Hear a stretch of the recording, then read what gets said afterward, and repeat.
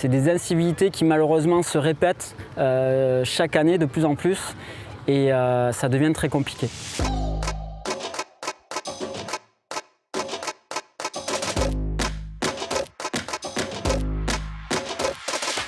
Dans ma carrière d'arbitre, quand j'ai démarré, j'étais mineur. Il se posait dans les tribunes et il entendait des trucs pas très sympas à mon égard.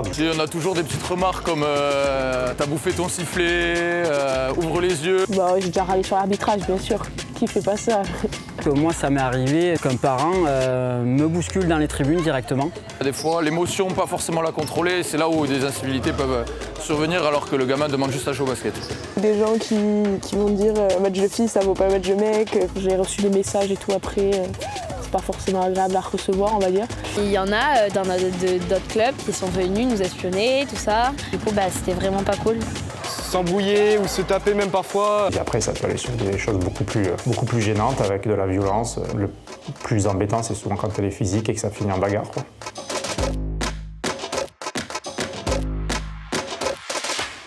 Clap.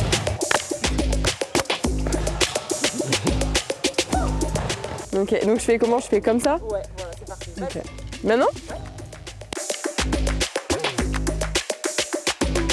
C'est le manque de respect. Pour moi, c'est quand il y a un gros manque de respect. Des comportements qui dépasseraient le cadre du respect, du fair play. Quand les comportements vont au-delà du respect du fair play. Quand on n'est pas forcément fair play ou qu'on parle mal. Et c'est des comportements qui sont interdits déjà dans la vie de tous les jours. Ça peut être verbal ou physique.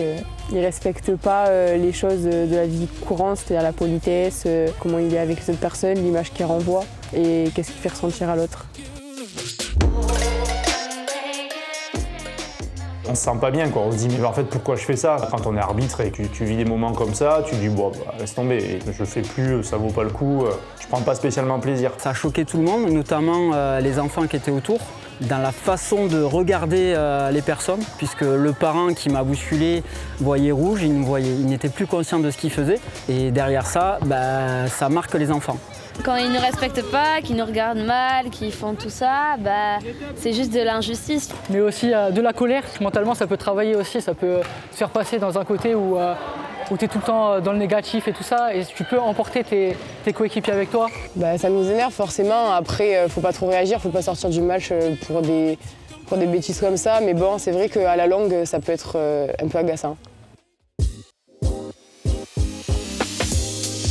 Que ce soit pour le racisme ou quoi, il y a des suspensions, il y a des interdictions des salles, il y a des choses déjà mises en place pour que les gens se rendent compte que c'est pas normal.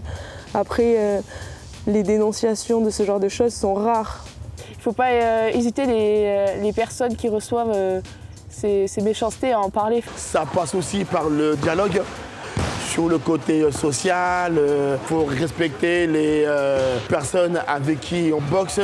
Il faut respecter le coach, venir à l'heure. On essaye énormément de sensibiliser les élèves sur ce qu'on appelle les rôles sociaux, c'est-à-dire pas uniquement être joueur, mais être arbitre, juge, observateur, etc.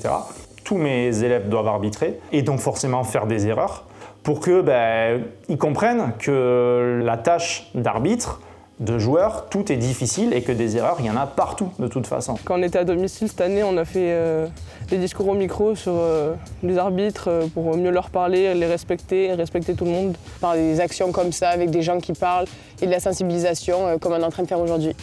Alors aujourd'hui, effectivement, on est plus sur le développement de la féminisation. Pas mal de jeunes filles qui se mettent dans l'arbitrage, donc ça c'est hyper intéressant.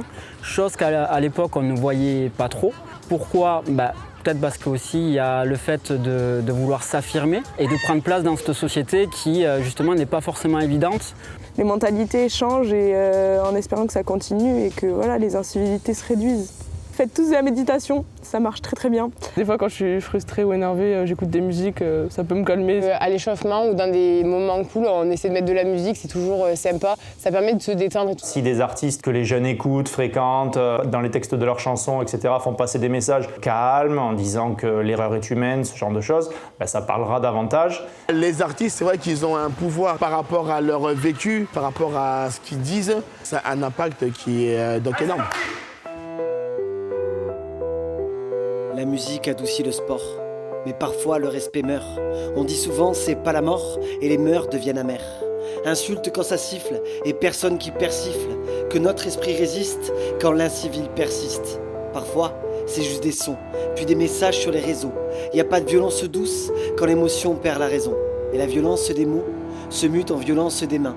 Mais on ne retrouve pas dans la vie ce que l'on perd sur le terrain. Est-ce que le respect se perd? Je ne sais pas. Mais on perd pas quand il reste, je le sais ça. À qui s'appelait de faire pire, que ce soit par la balle, la parole ou le poing. Rappel, les insultes, ça marque pas de points. Râler, ça ramène pas le score. Crier, ça remplace pas l'effort. À quoi ça sert d'être mal dans ce qu'on aime? Ça passe par le dialogue, celui du corps, celui du cœur. Et même si on se donne à mort, c'est d'abord de l'amour. La mélodie en médaille d'or, la musique adoucit le sport.